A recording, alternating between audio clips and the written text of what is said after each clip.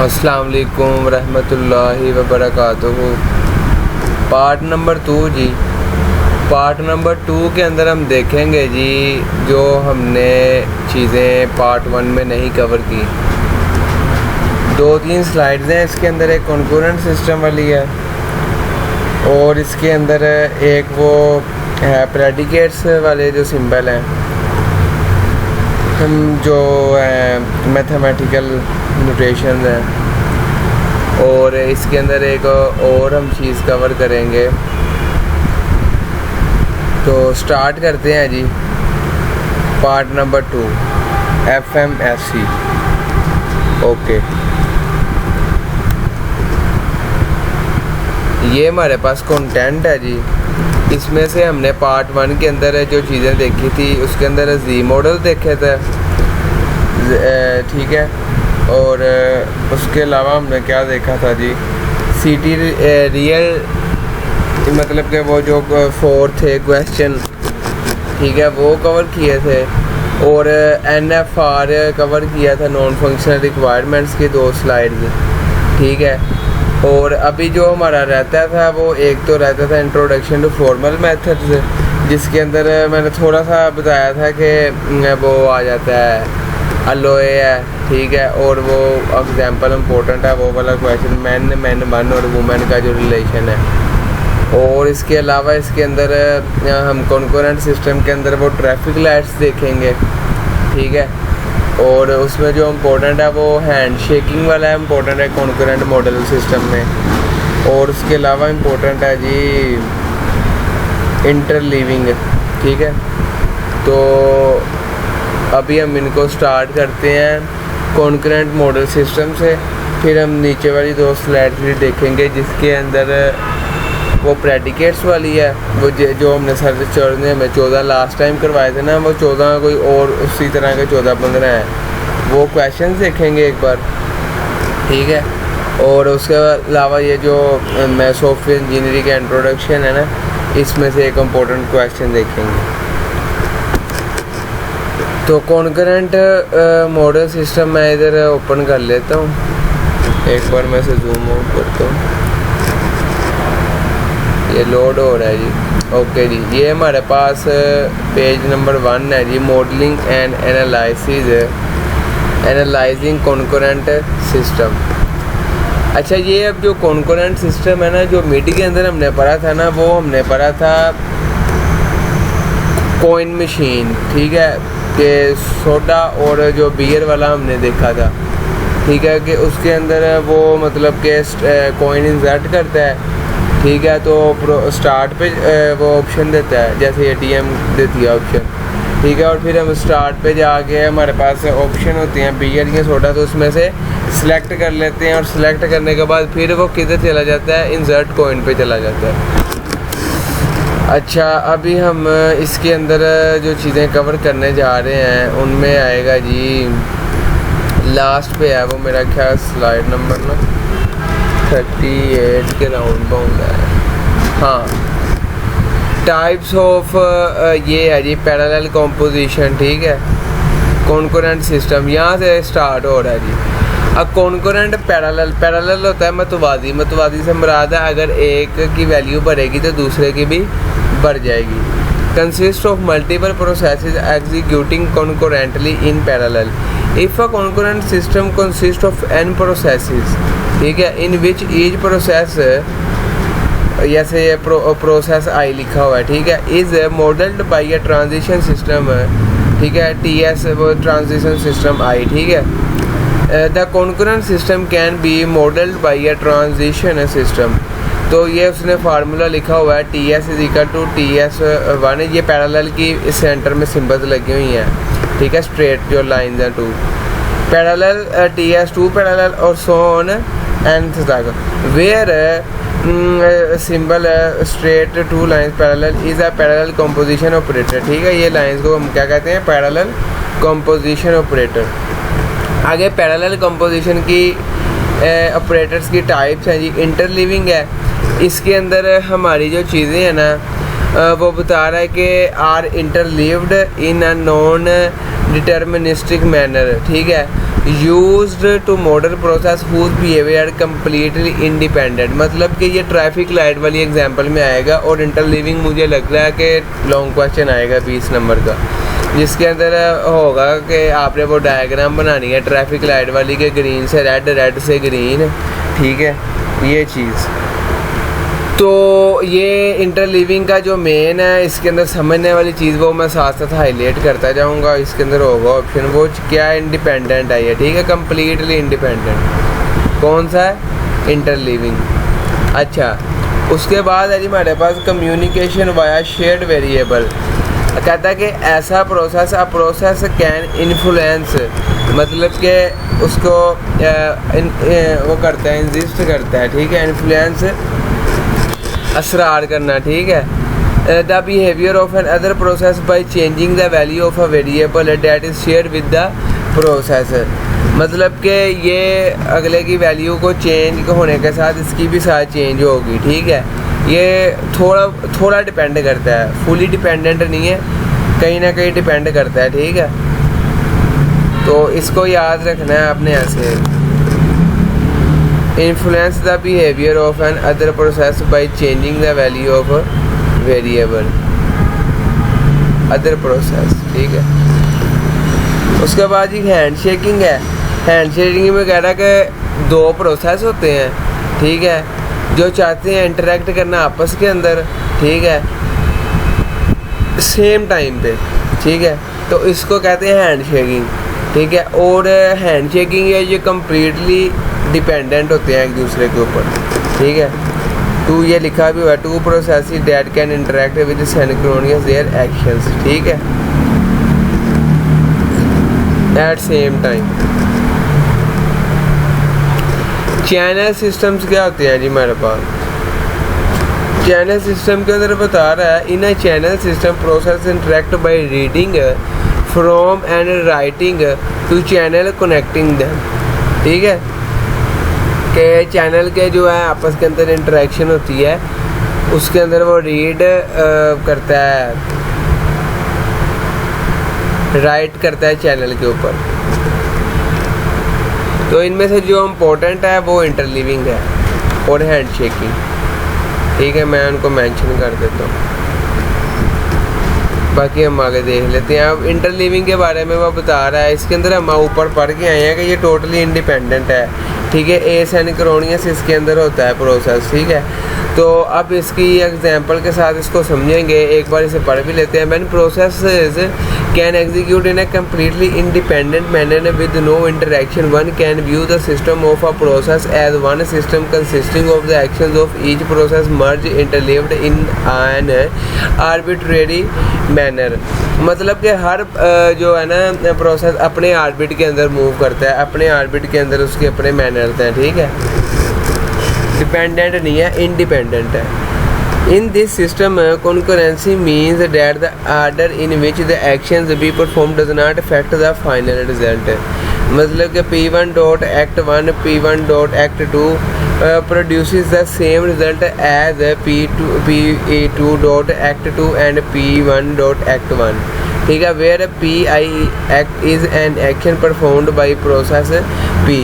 मतलब कि हर कोई क्या है, इंडिपेंडेंट है, हर किसी का अपना प्रोसेस है। पीआई के अंदर पीआई के काम हो रहे हैं, P1 के अंदर P1 के काम हो रहे हैं। The interleaving view in an abstraction in which only one processor is assumed available to execute the processes. अब ये बेहतरीन इसकी एग्जांपल आ रही है, ये यानी ये लॉन्ग क्वेश्चन के अंदर, ठीक है। तो interleaving of traffic light transition system, अब इसके अंदर क्या सीन हो रहा है जी, वो कहता है कि एक आप कंसीडर कर लें with two lights each model by a transition system. अब क्या है जी, रेड जो है वो इंडिपेंडेंट है, ठीक है, उसने उसके ऊपर लूप लगी हुई है, 5 सेकंड के बाद उसने ऑटोमेटिकली क्या हो जाना है, रेड हो जाना है, और ठीक है, और ग्रीन भी इंडिपेंडेंट है, दोनों ही प्रोसेस इंडिपेंडेंट है कि उसने क्या होना है, 5 सेकंड के बाद ग्रीन हो जाना है, ठीक है। और ये TR यानी कि ट्रांजिशन लाइट 1 बताई है, और यहाँ पे ट्रांजिशन लाइट 2 बताई हुई है। ओके, तो इसके अंदर क्या है जी, इसके अंदर भी वही प्रोसेस हो रहा है कि दोनों लाइट से रेड से ग्रीन हो रही हैं और ग्रीन से रेड हो रही हैं। ये आप देख भी सकते हैं जो इनके साथ एरोज लगे हुए हैं ना।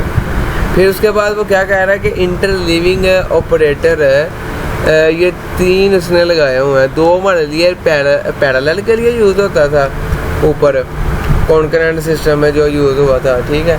तो 3 जो स्ट्रेट लाइंस हैं इनको हम क्या कहेंगे जी, इंटरलीव्ड सिस्टम के अंदर ये 3 यूज़ होती है, ठीक है। जैसे अब ये देखें रेड रेड क्यों हुआ है, मैं आपको बताता हूँ कि ये ए जो है वो ए के साथ मर्ज हो गया है रेड रेड, और बी जो है वो बी के साथ हो गया, मतलब कि हर प्रोसेस अपने अंदर ही अपने ऑर्बिट के अंदर ही है, ठीक है। तो वो ग्रीन ग्रीन हो गया। जब लूप चलनी है तो रेड वाले ने ग्रीन, एक ने ग्रीन हो जाना है, ठीक है। तो फिर क्या नाम लेते हैं, रेड से ग्रीन, ये ग्रीन ग्रीन यहाँ पे हो गए, ठीक है। और यहाँ से जब वो उसकी लूप ख़त्म होगी तो वो ग्रीन हो जाएगा, या जो ग्रीन है वो रेड हो जाएगा, ठीक है, और रेड जो है वो ग्रीन हो जाएगा, ठीक है। तो ये क्या है जी, इंटरलीविंग है 2 टीयर लाइट 1 के दरमियान और टीयर लाइट 2 के दरमियान, ठीक है। तो इसको डिनोट करते हैं इस सिंबल से, ठीक है। ये जो है हमारे पास 3 स्ट्रेट लाइंस। अच्छा जी, नेक्स्ट चलते हैं इफेक्ट्स। अच्छा, इतना आपने बस याद कर लेना है, ठीक है। जिसको ये टॉपिक मतलब कि मुश्किल लगता है ना, वो उसको मैं सजेस्ट करूँगा कि आपने इंटरलीविंग है ना, बस ये वाला पोर्शन 2 पेजेस कर लेने हैं। उसके बाद effects of an interleaving operator है, ये उसका जनरल फार्मूला बताया, जैसे ए और बी से ना लिए हमने, यहाँ पे जस्ट क्या किया हुआ है कि अल्फ़ा बीटा ले लिया है, ठीक है। तो ये फार्मूला एक बार आपने लिख के देख लेना है कि इफेक्ट लेफ़्ट साइड पे भी वही चीज़ लिखी हुई है, राइट साइड पे भी वो की हुई है। तो इसको देखते हैं जी, अल्फ़ा उसने लिया है और बीच वो इंटरलीविंग लगाया, बीटा लिया और वार डाल के आगे क्या लिया है, ये आई थिंक गैमा का साइन है, ठीक है। तो क्या नाम लेते हैं, ये आपने देख लेना अच्छे तरीके से। The above states that the order in which the action alpha beta are performed does not matter. अब यहाँ पे वो बता रहा है कि ये 3 स्ट्रेट लाइंस हैं, इनको इंटरलीविंग ऑपरेटर कहते हैं। जो सेमीकोलन है इसको सीक्वेंशियल कंपोजिशन कहते हैं, और प्लस को नॉन डिटर्मिनिस्टिक चॉइस को करता है, ठीक है, प्लस जो ऑपरेटर है। अब यहाँ पे इफेक्ट ऑफ एन वो बता रहा है ऑपरेटर, एग्जांपल एक दी गई है, एक इक्वेशन उसने एक्स की ली है, एक उसने वाई की ली है, ठीक है, और उन दोनों को ज्यूम कर लिया है अल्फ़ा बीटा के बराबर, ये आप दे सकते हैं, ठीक है। इसको अल्फ़ा रख लिया है, इसको बीटा के बराबर लिया है, ठीक है। अब वो क्या कर रहा है जी कि एक्स की वैल्यूज़ दे रहा है, एक्स इज़ इक्वल टू 0, ठीक है, और वाई इज़ इक्वल टू 7, ठीक है। आपको पता है कि जब यहाँ पे 0 है, ठीक है, तो जब वो यहाँ पे 0 जमा 1 करेगा तो उसकी of course value x is equal to 1 आ जाएगी, ठीक है। तो जब यहाँ पे वो पुट करेगा 7, ठीक है, तो 7 माइनस 2 तो 5 आ जाएगी, ठीक है। तो वाई इज़ इक्वल टू 5 आ रहा है, और सेंटर में इनके क्या हो रही है, इंटरलीविंग हो रही है, ठीक है, ये चीज़ जो, ठीक है। तो इधर इज़ इक्वल टू आगे वो उसकी डायग्राम बना के दिखा रहा है जी। डायग्राम के अंदर अब उसने ना पहले तो उसकी वैल्यूज़ नहीं है, ठीक है, और बाद में उसने पहले किसको हल किया है, पहले बीटा प्रोसेस चलाया है उसने, ठीक है। बीटा के अंदर उसने क्या किया, वाई को सोल्व कर दिया, जैसे आप देख सकते हैं 7 से 5 हो गया, ठीक है। तो उसके बाद उसने लेफ़्ट साइड पे किसको चलाया, एक्स को चलाया, मतलब कि 1 जमा 0 हुआ तो क्या हो गया जी, 0 जमा 1 सॉरी, तो क्या हो गया, 1 आ गया, ठीक है। यहाँ पे वाई की सेम रही और यहाँ पे एक्स की सेम रही, और लास्ट पे वो क्या रिज़ल्ट दिखा रहा है, जो मतलब कि एग्जीक्यूटेड रिज़ल्ट होगा ना, एक्स इज इक्वल टू 1 आ जाएगा और वाई इज इक्वल टू 5 आ जाएगा, जैसे आप यहाँ पे देख सकते हैं इन दोनों में, ठीक है।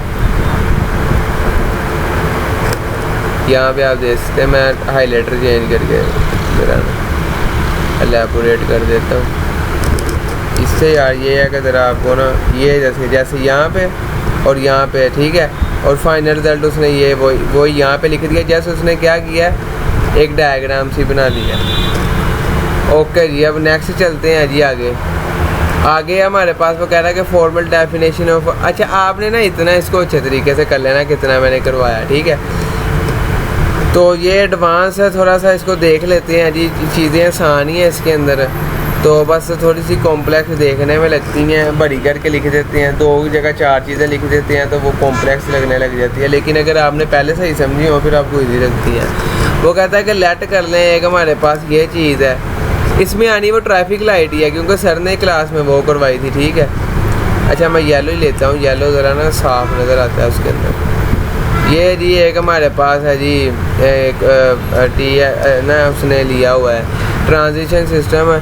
तो कह रहा है कि इसके अंदर i = 1 व 2 है और the transition system T1 transition 1 interleaving transition system 2 है। तो उसको ऐसे लिखा हुआ है, ठीक है। एक को s के साथ रिप्रेजेंट कर दिया, एक को i के साथ कर लिया। Where the transition relation is defined by the following rules, ठीक है। तो वो रूल्स यहाँ पे ये बताए हुए हैं जी कि जो पहले का रूल है वो ऐसे लिखेंगे, ठीक है। S1, ठीक है, आगे वो एरो का निशान, फिर S1 डैश, ठीक है, S1 ऐसे करके, ठीक है, सेम S1 व S2, ठीक है, S1 डैश व S2 और सेंटर में वो अल्फ़ा के नीचे एरो का निशान। और सेकंड भी सेम इट इज़ एज ही लिखी हुई है। जस्ट इसमें क्या चेंज है जी कि इसमें S2 पहले आ गया है, ठीक है, ऊपर, और साथ उसने बता दिया है कि ये कौन सा है प्रोसेस 2 दूसरा प्रोसेस है, ठीक है। और नीचे S1 S2 सेम लिखा है और आगे जो किया है उसने काम वो क्या किया, S1 पहले आया और ऊपर उसके जो स्लैश डाल के S2 बाद में आया। And the labelling function is defined by L into this and is equal to L। और मतलब तो उसने इस पर क्या किया, इन दोनों को यूनियन ले लिया, ठीक है, लेबलिंग फंक्शन लगा दिया इसके ऊपर, इसलिए इसको L से रिप्रेजेंट करते हैं। वो एंटर येलो लेते हैं यार, हाईलाइटर।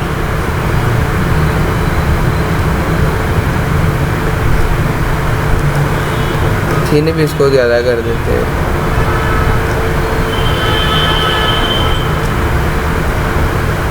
हाँ ठीक, अब चलते हैं जी आगे।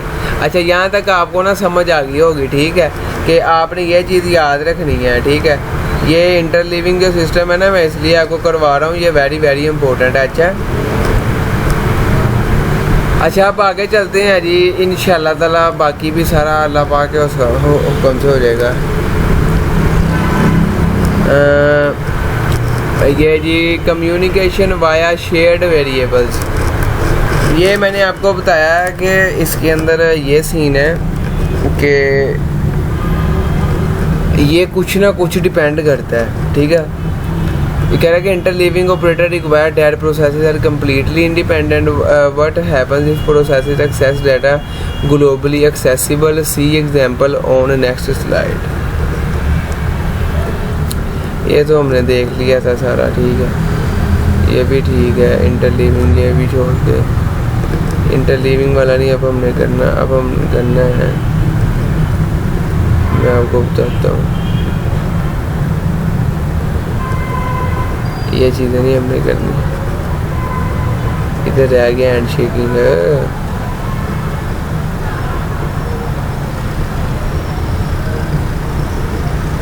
हाँ अब हमने करना है ये वाला काम, ओके, हैंड शेकिंग, ठीक है। वेरी इंपॉर्टेंट क्वेश्चन जी। तो इस स्लाइड के अंदर असल में एक इंटरलीविंग वाला इंपॉर्टेंट है और दूसरा हैंड शेकिंग वाला। हैंड शेकिंग के अंदर ये बताया कि टोटल डिपेंड करता है, ठीक है। Process can also interact through a set of synchronising action. वो ए सिंक्रोनाइजिंग था जो तुम्हारे पास है इंटरलीविंग, और ये क्या सिंक्रोनाइजिंग है। Processes interact only if they are can perform the same handshake action at same time, ठीक है। दीज एक्शन में involve the transfer of data, ठीक है। जैसे यहाँ पे अब वो दे रहा है वो एग्जांपल के, जैसे हमने ऊपर एग्जांपल कवर करके आए थे ना, टीएस इसकी और टीएस इसकी, ठीक है। तो सेम एज इट एज उसने यहाँ पे जस्ट हैंड शेकिंग के अंदर उसकी दिखाई है कि क्या हो रहा है जी। इधर जो हमने ऊपर देखी थी चीज़ें वही हो रहा है कि वेयर S1, ये चीज़ देखी यहाँ पहले, जो इजीली समझ आए ना पहले उसको समझ लें, ठीक है। ये लेबलिंग फंक्शन लगा हुआ जो हम ऊपर देख के आए हैं। तो इसके अंदर उसके अंदर कितनी थी जी, सेंटर में लगती लाइंस 3, इसके अंदर 2 लगती हैं। सबसे बड़ा डिफरेंस इसके अंदर ये है हैंड शेकिंग और इंटरलीविंग के अंदर। अच्छा जी, उसके बाद क्या नाम लेते हैं जी, यहाँ पे नीचे उन्होंने सोल्व किया है इंटरलीविंग फॉर हैंड शेकिंग क्या बताया एक बार, और एक बार क्या बताया हुआ है इंटरलीविंग का बताया हुआ है, ये आप देख सकते हैं। ठीक है, तो यार लाइट ऑफ हो गई है, चले लैपटॉप ना बंद हो उससे पहले इस वीडियो को कवर करते हैं। अच्छा जी, हैंड शेकिंग फॉर अल्फ़ा, हाँ पहले इंटरलीविंग वाली देख सकते हैं कि इंटरलीविंग वाली उसने सेम वो है जो ऊपर हम पढ़ के आए हैं। इसके अंदर और इसके अंदर डिफरेंस अब क्या है जी, सिंपल ये है कि इसने बीच एंड ऑपरेटर लगाया हुआ है, ये आप देख सकते हैं, ये वाली चीज़। ठीक है, और ये वाली चीज़ जो है ऊपर वाली के साथ बिल्कुल सेम है। ठीक है, और इस जो डिफरेंस है उसके अंदर आ रहा है वो ये चीज़ का आ रहा है कि ये जो उसने किया हुआ है ना, ये एंड ऑपरेटर यूज़ किया है। ठीक है, ये ओके, और नीचे उसने फिर वही किया हुआ है सेम एज इट एज। ठीक है, और लेकिन दोनों के ऊपर डैश लगाया हुआ है। मतलब कि हैंड शेकिंग क्या है, चीज़ों को एक जगह पे इकट्ठा कर रहा है। ठीक है, मैंने बताया ना एक दूसरे पे डिपेंड करती हैं। और इंटरलिविंग का साफ डिफरेंस नज़र आ रहा है कि दोनों अलग अलग लिखी गई हैं। S1 अलग लिखा गया है, ठीक है, ये आप देख सकते हैं, S1 अलहदा लिखा गया है और S2 अलहदा लिखा गया है, क्योंकि ये इंडिपेंडेंट है और जो नीचे हैंड शेकिंग है वो डिपेंड करती है। ठीक है, अल्फ़ा बिलोंग्स टू H है हैंड शेकिंग, और alpha not belongs to H है इंटरलिविंग में। ओके हो गया, एक बार आप ज़रूर इसे हैंड से लिख के देखें। ठीक है, क्योंकि कोई मिस्टेक हो सकती है स्लैश वगैरह की, जैसे S1 के ऊपर स्लैशेज है ना, तो S1 आगे एरो ऊपर अल्फ़ा 1 लिखना है कि पहला प्रोसेस हो रहा है, S1 ऊपर स्लैश, फिर आगे एंड ऑपरेटर, फिर S2 अल्फ़ा प्रोसेस 2 ऊपर स्लैश 2। ठीक है, ये मैं हैंड शेकिंग का बता रहा हूँ, नीचे बटा डाल के S1 में S2। ठीक है, आगे अल्फ़ा एरो, ठीक है, ऊपर वो डाल के स्लैश S1 व स्लैश S2। आगे हैंड शेकिंग फॉर्म्स आ रही हैं। ठीक है, तो ये बताया हुआ कि एम्प्टी अगर हैं तो उसको कैसे डोनेट करते हैं, तो ये एम्प्टी का सिंबल लगा हुआ है। ठीक है, तो इसको ऐसे लिख देना है। तो उसके बाद वो बता रहे हैं कि ये असल में जो 3 वाला ऑपरेटर है ना, ये हम यूज़ करते हैं इंटरलीविंग के लिए। ठीक है, तो empty handshake reduces to interleaving का वो बता रहा है कि ये इंटरलीविंग के बराबर होता है जो एम्प्टी हैंडशेक होता है। जो एम्प्टी हैंडशेक वो होगा ना जिसके अंदर कोई चीज़ नहीं होगी, तो वो क्या जी इंटरलीविंग के बराबर है, वो भी इंडिपेंडेंट में चला जाएगा। अच्छा, मॉडल ब्रॉडकास्टिंग कम्युनिकेशन के अंदर ये बताया गया उन्होंने। ठीक है, उसके बाद हमारे पास आ रहा है mutual execution during an arbitrary process. ठीक है जी, आर्बिटर। अच्छा जी, ये इम्पोर्टेंट नहीं है जी, not important. Rail road cross example very very important है जी, ये आ सकता है कि 3 प्रोसेसेस इन द सिस्टम। ठीक है, ये आ सकता है जी। When the controller receives a signal that train is approaching, it close the gate। ठीक है, दूसरा इसके अंदर ये the gate is opened only after the train has sent a signal to the controller indicated it has crossed the road। ठीक है, समझ आ रही है ना यहाँ पे कि वो दरवाज़ा वो जो डोर होता है वो तभी खोलेगा जब ट्रेन गुजर जाएगी सारी। ठीक है, और वो मतलब कि बंद तभी करेगा जब ट्रेन आ जाएगी। ठीक है,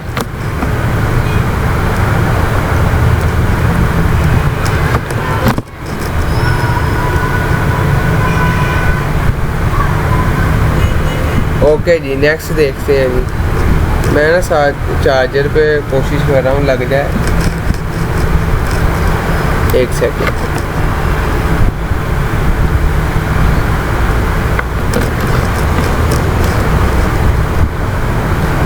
अच्छा चलो ठीक है, इसको बाद में देखते हैं। ये देखें जी आपके पास के अभी वो फार है, वो क्या मैसेज दे रहा है अभी कि ये फार है। ठीक है, दूर है, तो अप्रो उस आगे वो क्या जा रहा है, फार है तो वो चल रही है ना, तो वो क्या आ जाएगी, पास आ जाएगी। ठीक है, जब पास आएगी तो वो एंटर होगा, इन होगी। ठीक है, तो ट्रेन यहाँ से और फिर एग्ज़िट हो जाएगी, ठीक है। ये ट्रेन है, ये ट्रेन के अंदर ट्रेन को ये वाले प्रोसेस समझाए हुए हैं, ठीक है। तो अब क्या होगा, कंट्रोलर असल में इसके अंदर काम क्या करेगा, ट्रेन और गेट्स के दरमियान कंट्रोलर लगा हुआ है, ठीक है, जो कंट्रोल करता है कि अगर ट्रेन मतलब आ रही है तो गेट बंद करने, और गुजर गई है तो गेट खोलने हैं। अप्रोच 0 में क्या होगी, रेज हो जाएगा, ठीक है। और ठीक है, अप्रोच 1 में क्या होगा कि लोअर होगा, ठीक है। और 2 पे क्या होगा जी, एग्ज़िट होगा, ठीक है। और 3 पे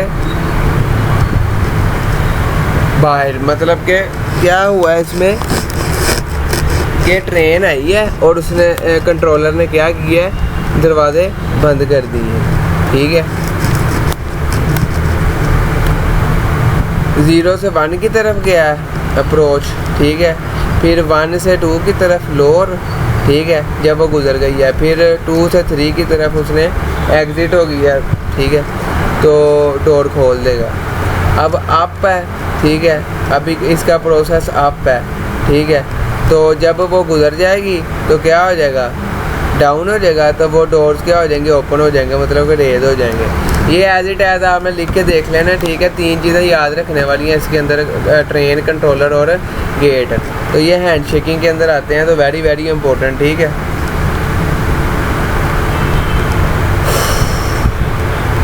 ओ हाँ सच, ये देखें, ये सारी बताई गई है कि वो, ये देखो,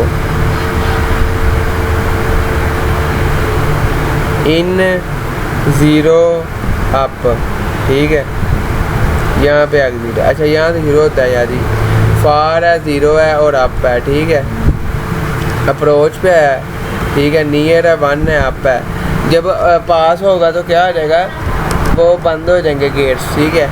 अब यहाँ पे 2 अप्रोचेज़ हैं, एक तो लोअर है कि नियर टू डाउन, ठीक है, और एक एंटर के अंदर क्या आएगा, इन। अब एंटर ट्रेन हो रही है और डोर बंद हो रहे हैं।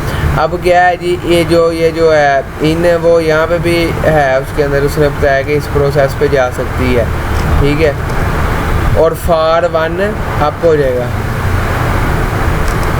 मतलब कि ट्रेन गुजर रही है ना अभी। अच्छा, अब ट्रेन गुजर गई है, ठीक है, तो वो यहाँ पे वो बता रहा है कि ये यहाँ पे मूव करके प्रोसेस इस पे चला जाएगा, नियर टू डाउन पे, ठीक है।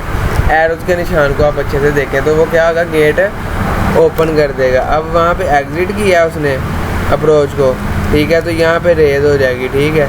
तो वो बता रही है कि फिर वो वापस चले जाएगी उधर, ठीक है, फार पे। अब फार पे नीचे अप्रोच है कि नियर पास आ गई है, 3 डाउन, ठीक है, तीसरा गेट बंद करना है। तो फिर वही काम होगा कि इन होगी, ठीक है, 3 गेट से, और दरवाजे बंद होंगे, और नियर आ जाएगी तो 0 हो जाएगा, मतलब बंद हो जाएगा दरवाजे, और ट्रेन वाला सिग्नल अप होगा, वो गुजर जाएगी। फिर एग्ज़िट होगी, और फिर यहाँ से एग्ज़िट होगा, फिर वो पहले वाले प्रोसेस पे चला जाएगा, ठीक है। तो ये एक बार जब आप हैंड से कर लेंगे ना प्रोसेस, और एरोज वगैरह स्केच करके देखेंगे, फिर आपको पता चलेगा कि ये अप्रोच क्या है, ठीक है, लोअर क्या है, ठीक है, एंटर क्या है, एग्ज़िट क्या है। ये जो 3-4 लफ्ज़ यूज़ हुए हैं, ठीक है। यहाँ पे मैं आपको लिख के भी दिखा देता हूँ अगर इसमें ऑप्शन है तो। एक सेकंड, ये किसके अंदर है जी, नियर, मतलब कि जब ट्रेन पास आ गई है। फिर उसके बाद इसके अंदर फार का है का कीवर्ड यूज़ हुआ है जब ट्रेन दूर है, ठीक है। और फिर इसके अंदर अप्रोच, ठीक है, ये आ गई अप्रोच। फिर उसके बाद क्या चीज़ यूज़ हुई है अप्रोच के बाद, रेज, ठीक है। रेज मतलब के हैंड रेज जैसे नहीं हम करते, सिग्नल वो अप हो जाता है फिर। और एक चीज़ एंड पे है एग्ज़िट, यानी कि ये 5 जो है ना वर्ड्स इस सारे डायग्राम के अंदर यूज़ हुए हैं। इन चीज़ों का आपने ख्याल रखना है। और हाँ, अप एंड डाउन भी है। अप एंड डाउन क्या चीज़ें होती हैं, सिग्नल्स होते हैं, ठीक है, अप और डाउन। डन हो गया। तो ये चीज़ें इसके अंदर 7 कीवर्ड्स जो यूज़ हुए, और 0 1 भी हुए हैं, सॉरी। 0 का मतलब होता है सिग्नल डाउन है, ठीक है, और 1 का मतलब होता है सिग्नल अप है। 9 चीज़ें इसके अंदर यूज़ हुई हैं। आगे हम देखते हैं चैनल सिस्टम, तो ये इतना इम्पोर्टेंट नहीं है, ठीक है। तो इसके अंदर वो क्या बता रहा है जी, एसिंक्रोनस मैसेज पासिंग है, मतलब कि इसके अंदर भी क्या सीन होगा जी, इंडिपेंडेंट होंगे। Processes interact by passing information, ठीक है। तो passing information to other via channels of finite और infinite capacity. Channel is like a buffer. Buffer क्या होता है, ठीक है, जिसके एक स्टोरेज होती है जिसके अंदर डाटा होता है, ठीक है। System thus consist of processes and channels, ठीक है।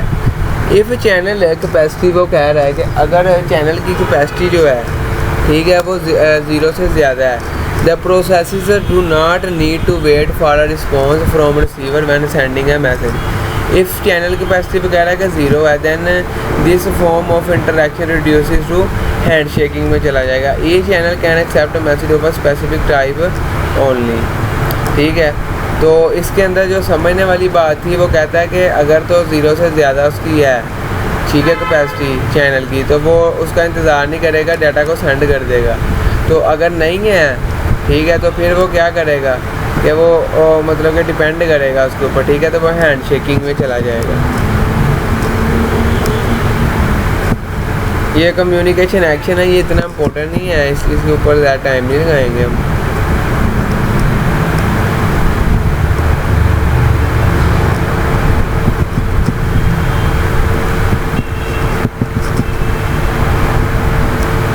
अच्छा जी, एनेबलिंग,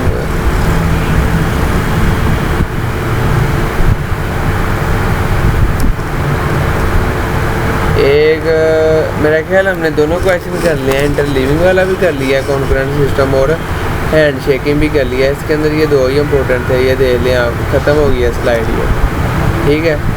तो अभी FOL पे चलते हैं जी। FOL जो थे हमारे पास, वो असल में क्या है जी, प्रैक्टिस है जी इनकी, प्रेडिकेट्स लॉजिक्स की, ठीक है। एक सेकंड में फैन का फेस अपनी तरफ कर लूँ, पता नहीं किसको आवाज़ दे रहा है।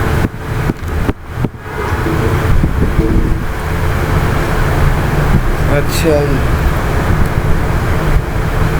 गुड हो गया। अच्छा, इसके अंदर ना कुछ बताए गए हैं जो हमने ऑलरेडी पढ़े हुए थे, ठीक है। ऑर्डर, प्रेडिकेट्स, लॉजिक हैं, उनके आंसर भी साथ दिए हुए हैं, ठीक है। तो हम ना एक बार समझने की कोशिश करते हैं। पहला वो ना दे रहा है कि एज्यूम कर लें डी कंटेन्स ओनली ह्यूमन, मेरे लव्स एवरीवन, ठीक है। पहले उसकी कंडीशन पढ़नी है, एक तो समझ लिया, फिर बाकी सारे इजी रखते हैं, ठीक है। हाईलाइटर हम करते हैं येलो और इसका करते हैं फुल केस, चलो सही हो गया। तो ये असल में हमारे पास है प्रेडिकेट लॉजिक, ठीक है। पहला सवाल हमारे पास कौन सा आ रहा है, मेरे लव्स एवरीवन, ठीक है। तो यहाँ पे आएगा फॉर ऑल एक्स, ठीक है, फिर आएगा लव, ठीक हो गया, और फिर क्या आएगा मेरे व एक्स, ठीक है। तो यहाँ पे वो कह रहा है डी कंटेन्स ओनली ह्यूमन के ऊपर बात हो रही है, ठीक है। तो आपने कैसे इसको अंडरस्टैंड किया, एवरीवन पहले आया है, ठीक है, मतलब उसको डिफाइन किया ना, फॉर ऑल एक्स लव मेरे व एक्स, मतलब कि मेरे सभी से लव करता है, ठीक है, ह्यूमन से। और नीचे ये वाली स्किप कर दे रही है, ठीक है। दूसरे सवाल पे आते हैं, Mary loves everyone assume D contains humans and non humans, ठीक है। जैसे डॉग्स के साथ भी इंसान प्यार करता है ना, ये जो हमने पेट पाले होते हैं घर में, ठीक है, ये कंडीशन है। और मेरे लव्स एवरीवन जो है ना, वो सेम ही है। तो अब हमने क्या करना है कि ये ऐसे कर लेना है, फॉर ऑल पर्सन्स एक्स, ठीक है, और ये जो बिलोंग्स कर रहा है इसको, ठीक है। ये इसका एग्जैक्ट आंसर है, ठीक है। फॉर ऑल पर्सन एक्स, ठीक है। आगे एरो, इसको दिस ऑपरेटर भी कहते हैं। लव, ठीक है, मेरे व एक्स, ठीक हो गया। नो वन टॉक्स, ठीक है, कि कोई भी नहीं बोल रहा, ठीक है। तो इधर अब माइनस का साइन यूज़ होता है, ठीक है।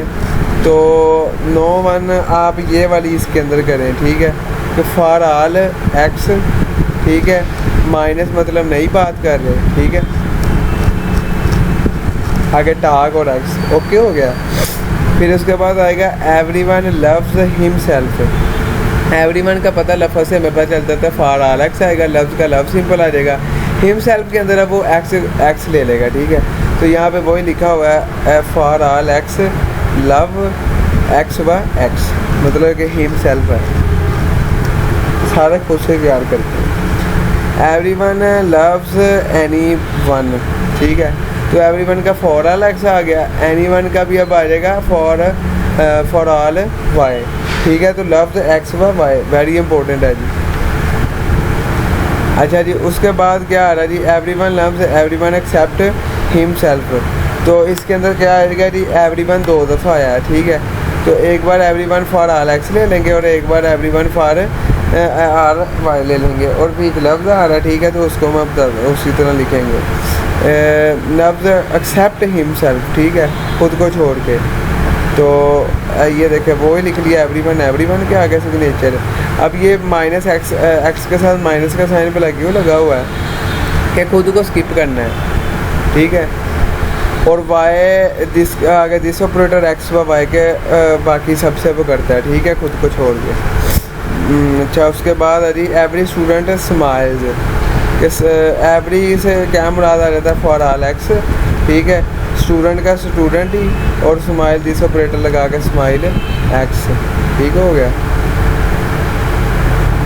Every student except George smiles, ठीक है, कि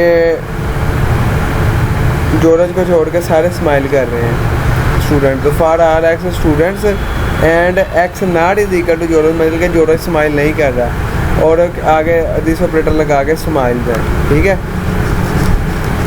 उसके बाद एवरीवन वॉक्स आर टॉक्स, तो फॉर ऑल एक्स आएगा, ठीक है। तो उसके बाद क्या होगा जी, फॉर ऑल एक्स के बाद क्या है, वॉक्स के साथ एक्स और आर ऑपरेटर लगाएंगे, ठीक है। ये जो और लगा हुआ है ना, इसको उल्टा वी लिखते, सीधा वी लिखते हैं।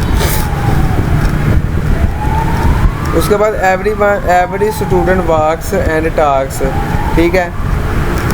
तो ये ऊपर हो गया, जैसे ये जस्ट इसके अंदर स्टूडेंट ऐड हो जाएगा, यानी कि देखिए for all x student this operator walk or talk. अब यहाँ पे एक नई चीज़ आ रही है जी, every student who walks talks, ठीक है। For all x students and walks this operator talks, ठीक हो गया। Every student who loves marriage is happy, ठीक है। अब मुझे नहीं पता लड़के का नाम है कि लड़की का, ठीक है, लेकिन ये लड़की का नाम ही रहा है। For all everyone student and love x व मैरिज दिस ऑपरेटर हैप्पी, ठीक है, कि स्टूडेंट, ठीक है, फॉर ऑल तमाम एवरी स्टूडेंट, ठीक है, जो उसे लव करता है मैरिज से एंड लव लिखा हुआ, ठीक है, तो वो क्या रहता है, खुश रहता है। एवरी बॉय हु, ठीक है, loves Mary hates every boy who. अच्छा, अब यहाँ पे बताया कि हर लड़का, ठीक है, जो मेरे से प्यार करता है, हेट्स एवरी बॉय हु, यानी कि दूसरों से वो नफरत करता है कि ये से क्यों प्यार करते हैं, ठीक है। तो इसका बनाया कि for all x boy every boy and love x व marriage this operator every boy, फिर ये वाला एवरी आ गया ना, पहला एवरी के ऊपर आएगा डेल्टा एक्स और दूसरे एवरी के ऊपर आएगा डेल्टा, और सॉरी फॉर ऑल बॉय, तो आगे उसके आएगा and love this operator hate, ठीक है, एक्स व वाई, ठीक है, कि वो दूसरों से नफरत करेगा।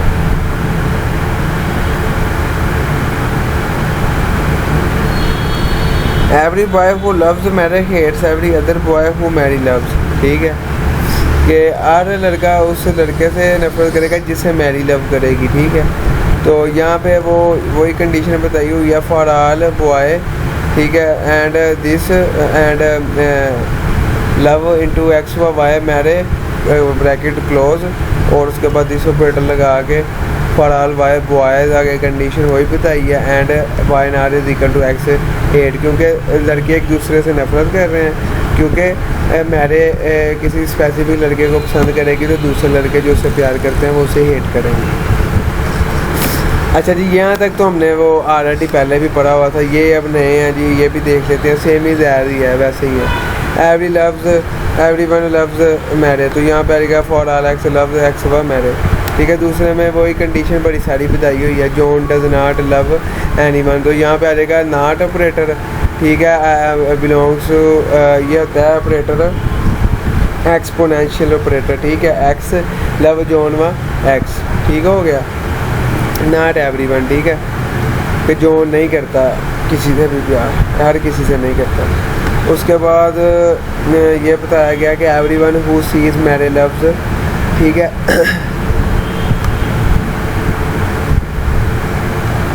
तो इसका ये आएगा एवरीवन सीज एक्स व मैरे, और आगे दिस वन ऑपरेटर व मैरे। फिर एवरीवन लव्स सम वन, ठीक है, तो इसके अंदर एम्बिशियस है, तो ये आ जाएगा for all x exponential y loves व, यानी कि सम वन के लिए कौन सा ऑपरेटर यूज़ है वो यहाँ पे हो रहा है एक्सपोनेंशियल ऑपरेटर, ठीक है। फिर सम वन लव्स एवरीवन, तो सम वन का पहले है ना, तो इसलिए वो है एक्सपोनेंशियल एक्स है, तो और एवरीवन के लिए फॉर ऑल वाई है, और लव्स एक्स व वाई। उसके बाद सम वन वॉक्स एंड टॉक्स, तो इसका क्या आ जाएगा जी, सम वन के लिए आपको मैंने बताया कि एक्सपोनेंशियल एक्स, ठीक है, और वॉक्स व एक्स व एंड टॉक्स, क्योंकि यहाँ पे एंड लिखा है ना, तो यहाँ पे एंड भी लगा सकते हैं, ठीक है, और एक उल्टा वी भी लिख सकते हैं आप, ठीक है। Someone walks and someone talks, तो यहाँ पे लिख सकते हैं exponential x walks and exponential x talks, okay हो गया जी। तो everyone who walks in is charm, के जो भी मतलब वॉक करता है वो खुश होता है, ठीक है, तो वहाँ पे आप लिखते हैं for all x walks this operator charm. तो यार ये सिंपल समझने के लिए मैं इसलिए ज़रा इसके ऊपर टाइम दे रहा हूँ कि आपको ना पक्का हो जाए, ठीक है। No who one who runs walks, ठीक है, तो यहाँ पे आ जाएगा जी नॉट ऑपरेटर सम वन के साथ को मैंने आपको बताया हुआ है कि एक्सपोनेंशियल एक्स आएगा, रन एंड वॉक्स, ठीक हो गया, ये वाला आ जाएगा। उसके बाद आ रहा है everyone who Mary loves someone who is happy, ठीक हो गया। तो ये एक नई कंडीशन है, ये आ भी सकता है पेपर में, ठीक है। एवरीवन के लिए फॉर ऑल है एक्स, ठीक है, लव मैरे व एक्स, फिर आगे उसके आ रहा है समवन का, समवन के लिए एक्सपोनेंशियल वाई लव एक्स व वाई एंड हैप्पी, ठीक हो गया। फिर if everyone cheats he suffers, ठीक है, तो for all x cheat this suffer, ठीक हो गया। इफ़ एनीवन चीज़ एवरीवन सफ़र्स, ठीक है, तो ये for x this operator for all y suffers, ठीक हो गया। तो आगे उसके आ रहे हैं anyone who loves everyone loves himself, ठीक है, तो for all x delta Y आ जाएगा एवरीवन के लिए, सेकंड एवरीवन के लिए, और आगे लव एक्स पर वाई दिस ऑपरेटर कि जो दूसरों से प्यार करता है वो खुद से तो प्यार करता ही होगा, ठीक है। जैसे एक बंदा नमाज़ पढ़ता है, ठीक है, तो दूसरों को भी तलकीन करता है, तो वो पहले खुद भी तो पढ़ता ही है ना, तो इसलिए लोग उसकी बात मानते हैं। तो अगर आप खुद से प्यार करना सीखेंगे तभी तो आप किसी को प्यार दे सकते हैं। Mary loves everyone except John, John को छोड़ के वो सबसे प्यार करती है, तो वो क्या है जी, everyone minus x is equal to John loves this operator love into Mary व एक्स, ठीक हो गया। Read the translation of sentence 1 व 4 व 6 and 7 making use of predicate person. Everyone में बस यार ऐसे ही है, सारे ऐसे ही बताए हुए हैं, ठीक है, जो इम्पोर्टेंट है वो हमने रेडी कर दिए,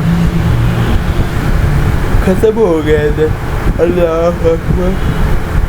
और उसके पीछे क्या रह गया जी, ये भी कर लिया है, FOL सोल्यूशन भी कर लिया। अच्छा ये अब आ रही है जी formal method in software engineering, तो ये ना मिड का सिलेबस है, तो बाकी हम देख लेते हैं थोड़ा सा ना इसको। 3 थ्योरी होगी इसके अंदर, जूम करते हैं इसको जी, पहले इसको जूम आउट करेंगे फिर इसको जूम इन करेंगे। अच्छा जी, ये सारा बताया गया कि फॉर्मल जो है हमारे पास मेथड्स हैं वो मतलब कि अच्छे तरीके से किसी भी सॉफ्टवेयर को डेवलप करने के लिए ज़रूरी है, ठीक है। जैसे every software engineering methodology based on recommending development process, ठीक है, जिसके अंदर रिक्वायरमेंट स्पेसिफिकेशन डिज़ाइन आएंगे पहले। सारी बात है, पहले आप उसकी रिक्वायरमेंट सुनेंगे, फिर वो स्पेसिफिकेशन देखेंगे इसके अंदर कौन सी कंडीशंस हैं, और फिर उसका डिज़ाइन बनाएंगे, फिर coding, unit testing, integration and system testing और मेंटेनेंस लास्ट में। उसके बाद होता है फॉर्मल मेथड्स कैन, तो ये मतलब के करते हैं be a foundation for designing safety critical system, be a foundation for describing complex system, provide support for program development, ठीक है। तो ये 3 मेन पर्पज़ हैं फॉर्मल मेथड्स के। What are the formal methods, ठीक है, techniques and tools based on mathematics and formal logic, ठीक है। जो मैथमेटिकल इक्वेशंस के मदद से हम हल करते हैं ना, उसको हम कहते हैं फॉर्मल मेथड्स, ठीक है। उसके बाद कहता है कि इसकी 4 लेवल्स आते हैं, ज्यूम various forms and levels of reason, लिखना था इसने यहाँ पे लिखना था रीजन, तो इनफॉर्मल है, लो है, मीडियम और हाई है। तो आगे यही बताया वाई कंसीडर फॉर्मल मेथड, तो हम इसलिए इसको इस्तेमाल करते हैं ताकि हमारे सिस्टम के अंदर एक्यूरेसी और सिक्योरिटी ज़्यादा हो। तो इसके 4 कंसेप्ट हैं जी, एक स्पेसिफिकेशन है, एक प्रूफ्स हैं, एक मॉडल चेकिंग और एब्स्ट्रैक्शन है। स्पेसिफिकेशन में वो बता रहा है the translation of non mathematic, अच्छा ये लॉन्ग भी बन सकता है कि फॉर्मल मेथड के कॉन्सेप्ट को डिफ़ाइन करें और 4 जो स्पेसिफिकेशन मेथड हैं उनको डिफ़ाइन करें, ठीक है।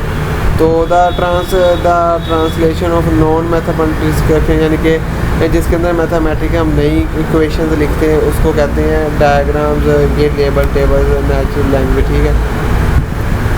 तो in formal specification language represents a concise description of high level behaviour and properties of a system well defined language semantic, ठीक हो गया जी। टाइप्स ऑफ फॉर्मल क्या क्या आ रही है, मॉडल ओरिएंटेड है, ठीक है, और उसके बाद क्या है जी प्रॉपर्टी ओरिएंटेड है। ये आपने नाम याद रख लेने हैं, ठीक है। मैं इनको बोल्ड करने की कोशिश कर देता हूँ, बोल्ड पहले हो जाए,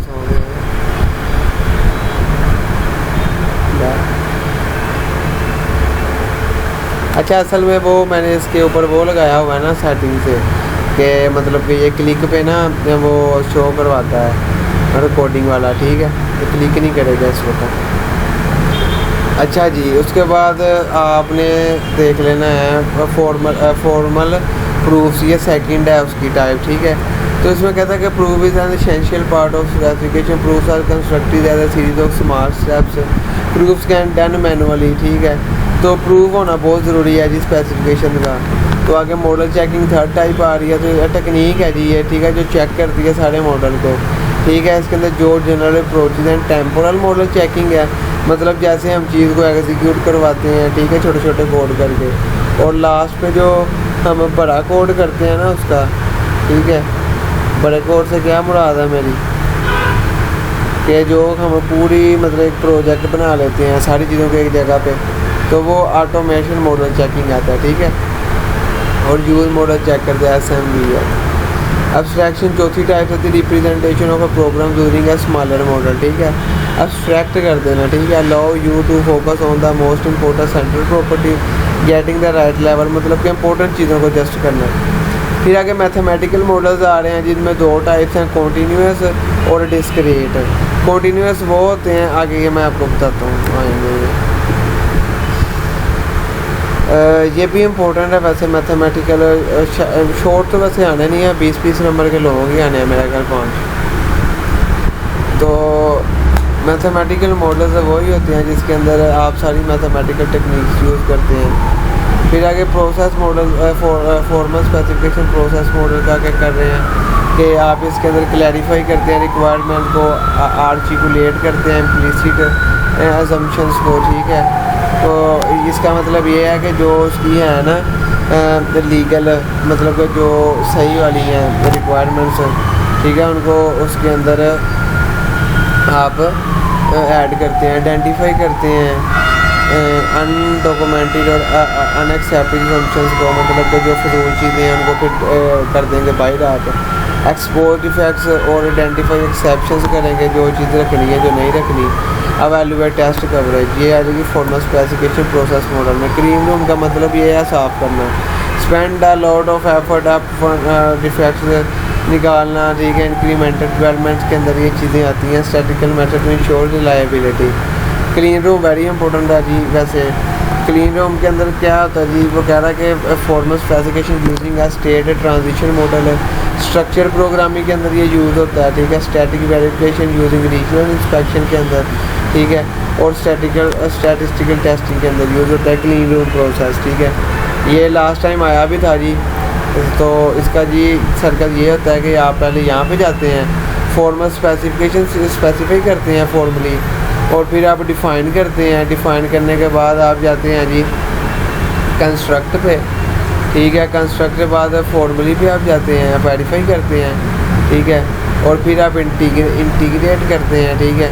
और एक डिफ़ाइन के हम नीचे जाते हैं, डिज़ाइन स्टैटिस्टिकल टेस्ट करते हैं और टेस्ट इंटीग्रेशन करते हैं। और डेस्कटॉप ऑपरेशनल प्रोफाइल, ये दोनों चीज़ें जो डिफ़ाइन को करती हैं रिप्रेजेंट। ये ऊपर बताया हुआ कि अगर एरर आ जाता है तो ये दोबारा भेज देता है वापस स्ट्रक्चर्ड प्रोग्राम के पास, क्लीन रूम जो है। उसके बाद यही क्लीन रूम के बारे में बताया गया है, तो आपने क्लीन रूम पढ़ लेना अच्छे तरीके से। 3 चीज़ें इसके अंदर मेन दिखा रहे हैं, स्पेसिफिकेशन टीम, डेवलपमेंट टीम और सर्टिफिकेशन टीम। फिर successful in the field generally workable. फिर बेनिफिट्स ऑफ फॉर्मल स्पेसिफिकेशंस आ रहे हैं, ठीक है। तो इसके फ़ायदे ही फ़ायदे हैं जी। लिमिटेशन ऑफ आ रहे हैं, तो ज़ाहिर बात है लिमिटेशन नहीं होगी चीज़ की, तो वो प्रॉपर नहीं होगी। तो बस यही है कि what we learned, fundamental requirement engineering concept हमने पढ़े हैं, और रिक्वायरमेंट इंजीनियरिंग प्रोसेस और इंजीनियरिंग टेक्निक्स पढ़ी हैं। ये क्या यार आगे ये इम्पोर्टेंट नहीं है इतना, आपने जस्ट डायग्राम कर लेनी है इसकी, बस इतना ही है यार। माइनस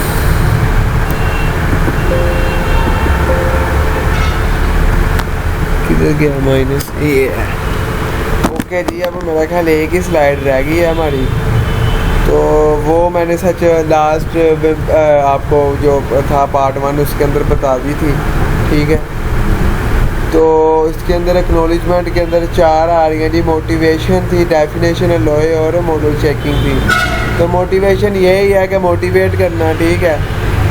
फिर काजेज ऑफ फेलियर बता रहे हैं कि आप जब अच्छी तरीके से क्लैरिफाई नहीं करते रिक्वायरमेंट्स को। फिर फॉर्मल मेथड आ जाता है। फॉर्मल मेथड में वो बताता है कि आप सारी चीज़ों को ना एक टेक्निक्स और टूल्स के और ना एक पूरा मतलब के मैथमेटिकल इक्वेशन से हल करते हैं, जिसकी वजह से वो आइडेंटिफाई करना इजी होता है, ठीक है।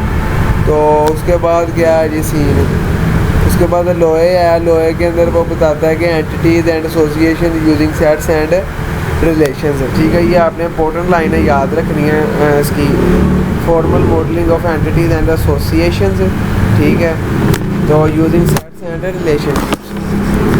उसके बाद एग्जांपल बताई गई है अगर, ठीक है, हाउ अलॉय वर्क्स। तो ये इसकी सबसे इम्पोर्टेंट एग्जांपल है, ठीक है, लोहे की।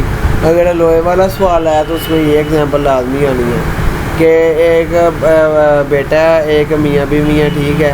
तो जो मैन है उसके अंदर मैन 0 और मैन 1, और वुमेन के अंदर जस्ट वुमेन आ रही है। फिर पेरेंट्स के अंदर आ जाएगा मैन 1 मैन 0 1 बाप बेटा, ठीक है, मैन 1 और वुमेन मतलब कि मियाँ बीवी। और स्पोज के अंदर आएगा जो मतलब कि वो उनका है ना मियाँ बीवी स्पोज, ठीक है। तो वो आ जाएगा मैन ज़ीरो और वुमेन, ठीक है।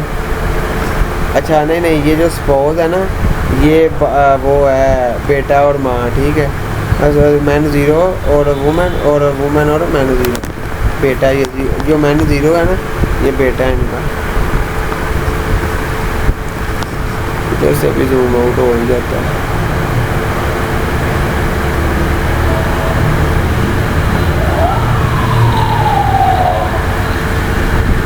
अच्छा जी, तो इसके बाद क्या आता है जी? मॉडल चेकिंग है, नॉट इम्पोर्टेंट है, ठीक है। तो अगर आ भी गया तो आपको मैंने कल पढ़ाया था, तो ये मैंने 3 क्वेश्चन भी कल पार्ट 1 में, ये असल में मैंने सारी कवर कर दी थी कल, तो इसलिए इसको रिवाइज किया कि चलो रिवीजन हो जाएगी आपकी। तो बाकी अपनी दुआओं में याद रखिएगा, जहाँ से ना पता चले पूछ सकते हैं आप, कमेंट किया करें यार। और चैनल मैंने स्पेशल आपके लिए बनाया हुआ है, ठीक है। कोई मेन पर्पज़ नहीं है इसका कि मतलब कि कोई सब्सक्राइबर ये वो नहीं, बस एक कोशिश है कि यार किसी का अच्छा हो जाए, ठीक है। तो बाकी अल्लाह पाक दिलों को जानता है, ठीक है। बंदा तो बंदे के लिए कुछ भी नहीं कर सकता, सीधी सी बात है।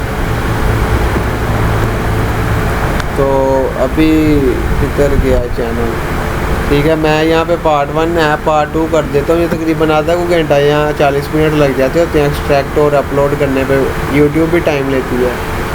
तो बाकी दुआओं में याद रखिएगा। सुबह मिलते हैं फिर एग्ज़ाम में।